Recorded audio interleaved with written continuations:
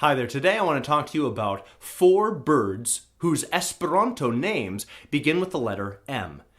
I found several other M birds that I could have mentioned, but I was thinking about it. I don't know the word. I didn't know that a bee-eater or a lyre bird was even a thing in English until I saw it on a page of a dictionary. So I thought, if I didn't know that in English, I don't need to know it in Esperanto, so I'm not going to overwhelm you with a bunch of very esoteric, trivial words. So these are 4 birds I could actually see you using in your parlance. First up, we have meleagro. That's the word for a turkey. A turkey is commonly eaten when? At Thanksgiving. What is Thanksgiving but a harvest feast? And what is a harvest feast but a meal of agriculture? So just think of meleagro, meal of agriculture. It's silly, but whatever. Ni mangis rostitan meleagrajon. We ate roast turkey. Now, be aware that there's a special suffix we use when we're talking about the meat of a bird or an animal, and that is aj. That is the physical substance of it. We don't say, oh, I had some pig for lunch. No, you say, I had some pork for lunch. But you do say, oh, I had some chicken for lunch. So in Esperanto, just know there's a way of shifting it, sort of like pig goes to pork when you're talking about the meat of it. In Esperanto, if you're talking about the meat of an animal, then it becomes the animal ajo. Okay, you add ajo or ajon at the end of it. So while we humans would cut up, roast, and prepare meleagrajon, a serpent would eat a whole turkey. It would just swallow it whole and digest it as it saw fit. It's not going to cut it up and cook it or anything like that. So in that case, yes, serpento mangis meleagron, but we wouldn't talk like that about humans and what they eat. Next we have mevo. Mevo is the word for a seagull. Now, I'll never forget this one because it's the one word I forgot the name of during my KER exam. There was a point where I saw a photo of like a beach scene and there was a seabird in there, and the guy administering the exam pointed at it and said, oh, what's that? I couldn't remember the actual name of the bird. So I tried to be cute and sort of dodge around it by going, oh, tio es la vulturo de la maro, la mar vulturo, the sea vulture. And can you believe he had the gull to correct me? So yes, I got that one wrong, but I still passed the overall exam. Just so think of mar vulturo, mevo, all right? That is the word there. And la mevoi flugis super la maro. And Luigi was nowhere in sight. Super Mario Brothers.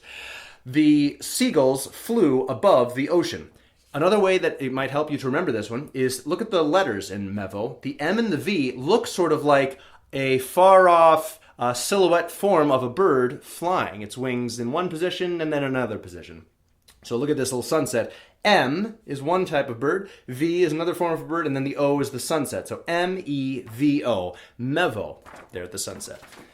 Next we have a somewhat controversial word, mimbirdo, the word for a mockingbird. It's a little controversial because some dictionaries list mockingbirdo as the word you'd use instead of mimbirdo.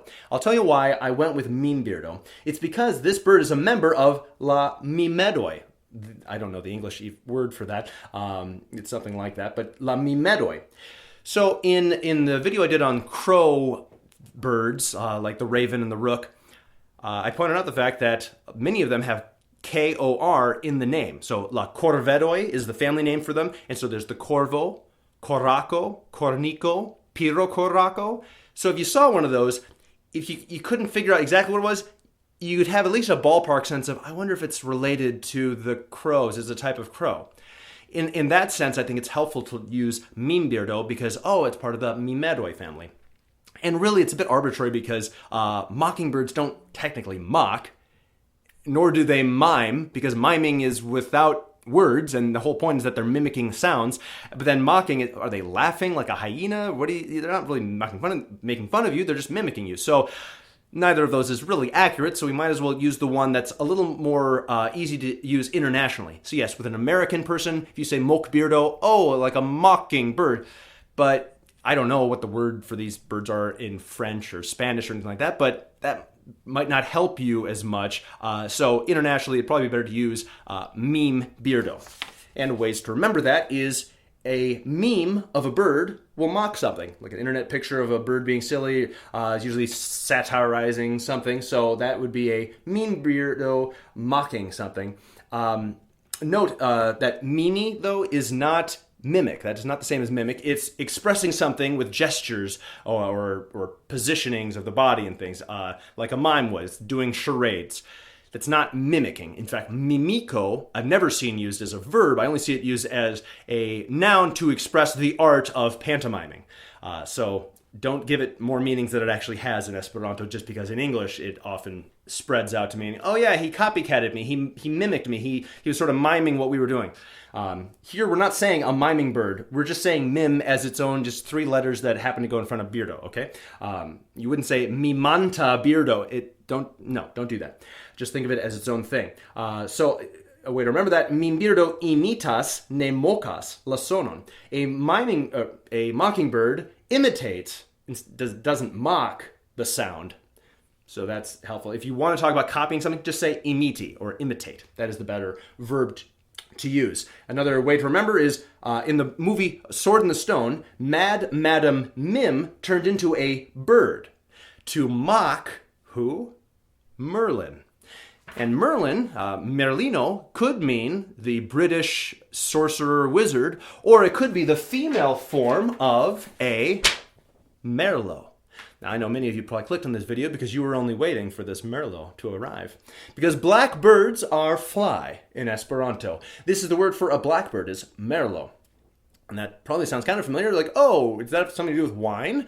Because a merlot is a very popular dark red wine. It does have something to do with it. It is actually the French word for a little blackbird. Why is that? Well, some sources say it's because the grape is so dark it actually resembles the dark plumage of a little blackbird. Others say, oh, it's because the blackbirds were always fluttering around and flying around those vineyards eating up the grapes, so they had to really deal with that. That was a big pest on vineyards, is blackbirds. I don't know. Either word picture is helpful. Use the one that helps you best. So merlot is the word for a blackbird. Now you might be wondering, hey, there's a lot of blackbirds out there, like crows and ravens, even penguins or something. There's black swans, black turkeys, etc. Why is this the one that we call the blackbird? Well, the reason for that I found was that in Older English, bird was only used to describe very small birds. If it was the size of a crow or larger, then they wouldn't call those birds. The common name for that would be fowl. Like a pheasant or a chicken would be fowl, or game, something you'd actually shoot and kill to eat the meat of would be fowl. So the one common bird that was all black in England at the time that they knew of that was small enough would be this bird, the blackbird. I don't know the Latin name, but it's a blackbird. That's why it is called the blackbird. Now, those are the 4 birds, but I'm also going to teach you a bird-related word. And that is mudo. Mudo is the word for molting, basically, the molting process. A change of feathers, skin, fur, even exoskeleton. You're talking about a crab or, an insect will shed its outer layer there. So mudo is the word for a change of there. Note the root word, the standard way of using this root is mudo. It is not moody. So moody is the verb form. It means to undergo that, but most often it's mudo as the actual word for the process. Labirdo mudas, and it's not transitive. So you don't say labirdo mudas la plumoin. It's not shedding. It's not the word for to shed or to drop something. It's just to undergo the process. So don't use it with a direct object. Just say this animal is molting. Okay? And a couple ways to remember is he's in a bad mood, for you have ruffled his shedding feathers. If that helps, great. Or he left his shed skin behind in the mud. If a snake shed its skin, you might see it on the side of the road there in all the dirt. So he left his shed skin behind in the mud. Those are some M birds in Esperanto. We also talked about, in the crow video, about monedo being the word for a jackdaw. But are there any other words that you think ought to be included in this list that I didn't get to? Let's talk about it in the comments section below. Thank you for watching, and have a wonderful day.